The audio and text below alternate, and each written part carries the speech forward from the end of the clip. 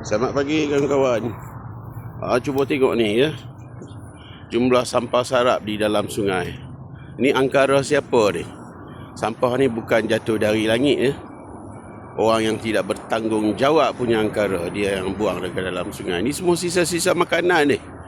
Bekas makanan, botol ada, bekas makanan, polystyrene ada, plastik ada, botol shampoo pun saya boleh nampak ada. Ya. Macam-macam. Janganlah, ini satu tabiat kelakuan yang tidak baik lah. Memang tak sihat.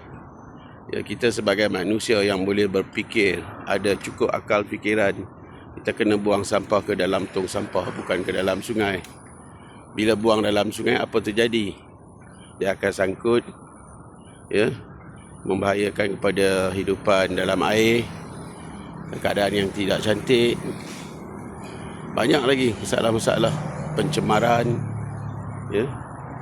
Memang tak cantik. Dia hanyut sekarang. Mungkin air surut dia bawa ke laut. Cuba tengok. Banyak ni. Tolonglah. Sesiapa yang tengok video ni, tolong sebarkan, beritahu pada kawan-kawan. Khususnya yang memancing, ya. Yang memancing. Supaya apabila dah minum, botol tu bawa balik. Botol kosong bawa balik. Jangan buang ke dalam sungai. Besok lusa kamu nak main mengair juga di sini kan. Jadi jangan buang. Jangan mencemarkan. Nanti ikan pun tak ada dah satu hari. Okey?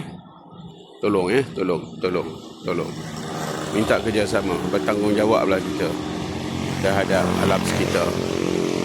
Kita yang kena jaga. Okey? Baik, terima kasih.